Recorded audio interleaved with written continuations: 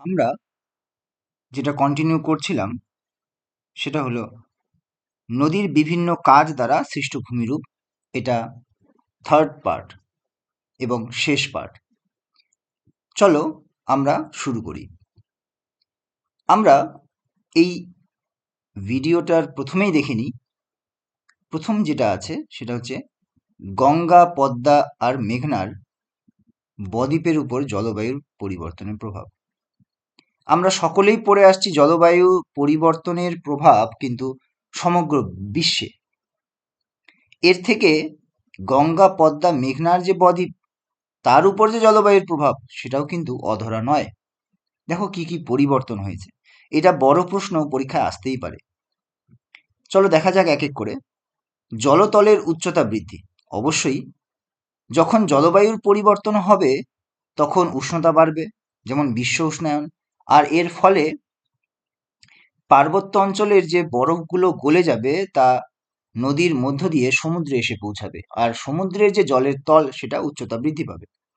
আর এর ফলে কি হবে, যা নদীর শেষে যে বদ্বীপগুলো রয়েছে যে সমুদ্রের পাড়ে, সেই বদ্বীপগুলো কিন্তু ধীরে ধীরে করে ডুবে যাবে, যেটা হচ্ছেও। চলো দেখি এবারে সেকেন্ড, ঘূর্ণবাতের প্রাদুর্ভাব বৃদ্ধি। অবশ্যই যত জলবায়ুর পরিবর্তন হবে, ঘূর্ণবাত বা সাইক্লোনের পরিমাণটা বেড়ে যাবে। আর এর ফলে কে সব থেকে বেশি ক্ষতিগ্রস্ত হবে? সমুদ্র তীরবর্তী যে অঞ্চলগুলো রয়েছে, এটা যদি আমাদের দক্ষিণ ভারত হয় তাহলে পরে এই যে সমুদ্র তীরবর্তী অঞ্চলগুলো সব থেকে বেশি প্রভাবিত হবে, তাই না?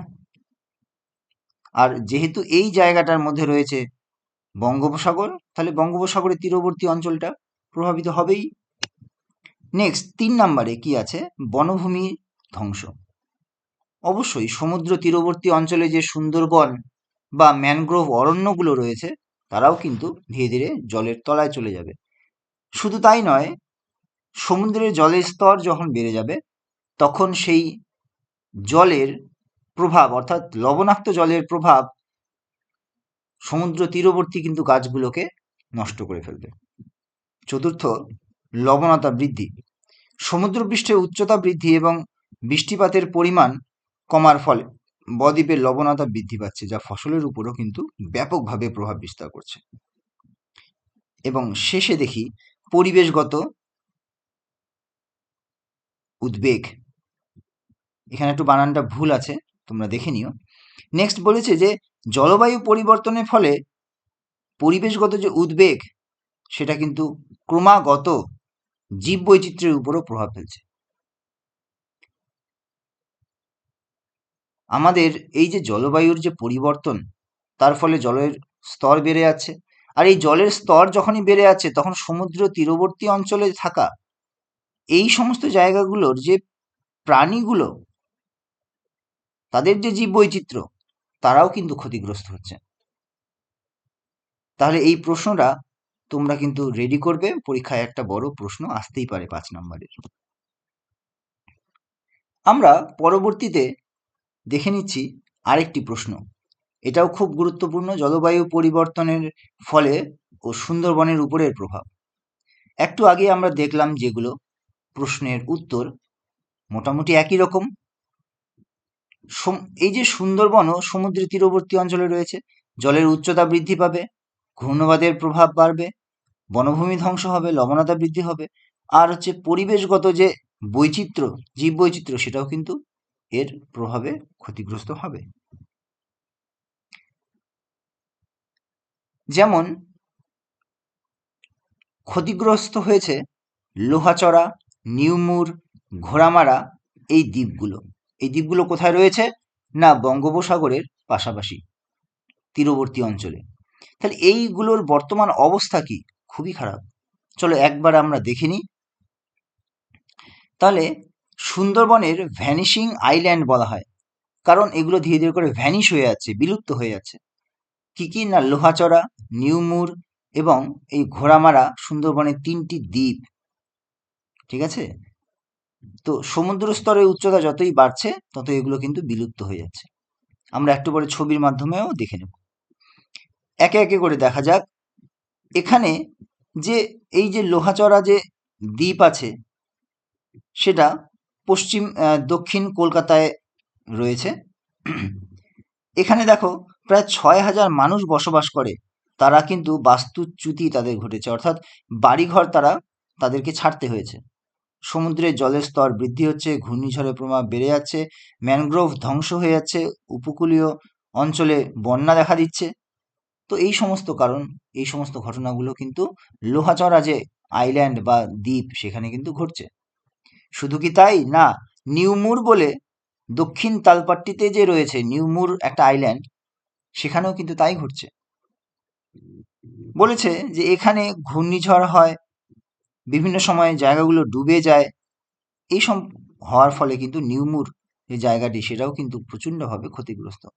শেষ যে আরেকটি উদাহরণ দেওয়া হয়েছে সেটা হচ্ছে ঘোড়ামারা। তাহলে এখানেও কিন্তু অনেকগুলো গ্রাম, দেখো প্রায় 30 বছরে 75% এরিয়া কিন্তু সম্পূর্ণভাবে নিশ্চিহ্ন হয়ে গেছে। আর এর প্রভাবে প্রায় 5,193 জন বাসিন্দা কিন্তু তার বাড়ি হারিয়েছে। তাহলে এগুলো খুবই কিন্তু সংকটপূর্ণ অবস্থায় এই দ্বীপগুলো রয়েছে। ভবিষ্যতে এগুলো কিন্তু বিলুপ্ত হয়ে যাবে। এবারে আমরা ম্যাপের সাহায্যে একটু দেখে নিই যে ঠিক জায়গাগুলো কোথায় অবস্থিত। এই যে আমরা দেখতে পাচ্ছি এটা কিন্তু একটা ভারতের ম্যাপ, তোমরা নিশ্চয়ই সবাই চেনো। আর এই ভারতের ম্যাপের একদম পূর্ব দিকে রয়েছে পশ্চিমবঙ্গ। তোমাদের একটা প্রশ্ন থাকলো যে পূর্ব দিকে রয়েছে পশ্চিমবঙ্গ। তাহলে ভারতের এটা হচ্ছে উত্তর, এটা হচ্ছে দক্ষিণ দিক, এটা হচ্ছে পশ্চিম দিক, এটা হচ্ছে পূর্ব দিক। তাহলে পূর্ব দিকে রয়েছে কিন্তু নাম এই অংশটার পশ্চিমবঙ্গ, সেটা কেন? চলো আমরা প্রশ্নে ফিরে আসি। এই যে পশ্চিমবঙ্গ রয়েছে এর দক্ষিণ দিকের এই যে সাগরটা একে বলা হয় বে অফ বেঙ্গল বা বঙ্গোপসাগর। এটা হচ্ছে সুন্দরবন এরিয়া, আর এই সুন্দরবনের কিছুটা পার্ট রয়েছে বাংলাদেশেও। আমরা এই ছবিটাকেই যখন আরেকটু জুম করে নেব, আমরা দেখতে পাবো বেশ কিছু আইল্যান্ড। এই যে যেমন দীঘা, তোমরা নিশ্চয়ই শুনেছ। আর এই যে দেখো ছোট ছোট ছোট ছোট বদ্বীপ রয়েছে সমুদ্রের তীরবর্তী অঞ্চলগুলিতে। তাহলে এইরকমই একটা জায়গা রয়েছে, এই যে দেখো নিউমোর আইল্যান্ড।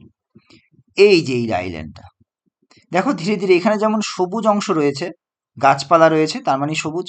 এখানে কিন্তু কোনো গাছপালা নেই, দেখো ধীরে ধীরে ডুবে যাচ্ছে। তাহলে এই যে এই আইল্যান্ডটা হচ্ছে নিউমোর আইল্যান্ড। তাহলে এইরকম অনেকগুলো আইল্যান্ড আছে বা দ্বীপ আছে যারা কিন্তু ধীরে ধীরে করে ভ্যানিশ হয়ে যাচ্ছে বা বিলুপ্ত হয়ে যাচ্ছে। তাহলে সমুদ্রের জলের স্তর যত বাড়তে থাকবে ততই কিন্তু এই আইল্যান্ডগুলো ডুবে যেতে থাকবে। এখানে আরেকটি কথাও বলে রাখা ভালো, এই যে অঞ্চলগুলো তোমরা দেখতে পাচ্ছ এগুলো কিন্তু আগে এখানে ফরেস্ট ছিল, এই এরিয়াগুলোর মধ্যে ফরেস্ট ছিল, যেটাকে আমরা সুন্দরী গাছের জন্য বিখ্যাত সুন্দরবন বলি। কিন্তু বর্তমানে এগুলো জায়গা যেহেতু জলের জন্য ডুবে যাচ্ছে, এখানকার ফরেস্টগুলো নষ্ট হয়ে যাচ্ছে। সেই সাথে সাথে এই ফরেস্টের মধ্যে বা সুন্দরবনে থাকা যে রয়্যাল বেঙ্গল টাইগার বা তার সাথে সাথে অন্যান্য যে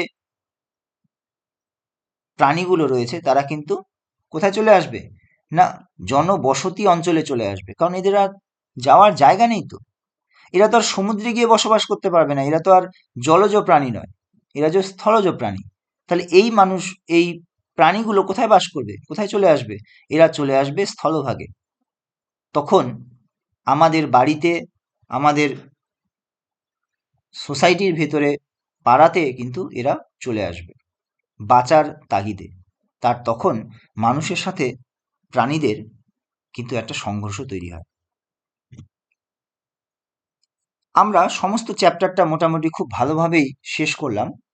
একদম শেষ পর্যায়ে এসে আমরা কিছু প্রশ্ন দেখে নেব। এখানে প্রত্যেকটি প্রশ্ন তার সম্ভাব্য মানে প্রশ্নগুলো দেওয়া হয়েছে, আর যেই সমস্ত প্রশ্ন দেওয়া হয়েছে সেগুলো সম্ভাব্য পরীক্ষায় আসতে পারে। তো একবার দেখে নাও যে কোন কোন প্রশ্নগুলো রয়েছে, এই প্রত্যেকটা প্রশ্ন তোমরা কিন্তু তৈরি করবে। যদি সম্ভব হয় তাহলে পরে এই প্রশ্নগুলো তৈরি করে তোমরা এর স্ক্যান কপি তোমরা কিন্তু আপলোড করতেই পারো এখানে। আর যদি এই প্রশ্ন সম্পর্কিত বা উত্তর সম্পর্কিত কোনো কিছু জিজ্ঞাসা থাকে তোমরা কমেন্টে অবশ্যই জানাবে। এখানে খুব গুরুত্বপূর্ণ প্রশ্নগুলো দেওয়া হয়েছে, তোমরা অবশ্যই দেখে নেবে। একদম শেষ পর্যায়ে তোমাদের অবশ্যই বলতে হবে যে এতক্ষণ সঙ্গে থাকার জন্য অবশ্যই ধন্যবাদ। তোমরা বারবার ভিডিওগুলোকে দেখো, কোনো জায়গায় বুঝতে অসুবিধা হলে অবশ্যই বলবে। আর সঙ্গে দেখে নাও যে পরের দিন আমরা কি পড়ব। না, পরের দিন যেটা আমরা পড়ব সেটা হচ্ছে হিমবাহের ক্ষয়কাজ। আমরা এর পরের দিন বিভিন্ন ছবির মাধ্যমে, ডায়াগ্রামের মাধ্যমে আমরা দেখব যে হিমবাহ কাকে বলে, হিমবাহের ফলে কিভাবে আমাদের সমস্ত পৃথিবী প্রভাবিত হচ্ছে, হিমবাহ কোথায় দেখতে পাওয়া যায়, তার ক্ষয়কাজ ও সঞ্চয় কাজের ফলে বিভিন্ন ভূমিরূপে যে সৃষ্টি হয়েছে সেগুলো সম্পর্কে জানতে পারবো। আরও অনেক কথা জানতে পারবো হিমবাহ সম্পর্কে। তাহলে পরে আমরা পরবর্তী দিনের জন্য অপেক্ষা করব এবং এই নদী যে চ্যাপ্টারটা আজকে পড়ানো হয়ে গেল সেটাকে খুব ভালোভাবে দেখব। এতক্ষণ সঙ্গে থাকার জন্য অনেক অনেক ধন্যবাদ। আবার তাহলে দেখা হচ্ছে পরবর্তী একটা ভিডিওতে। ভালো থেকো আর সব্বাইকে ভালো রেখো।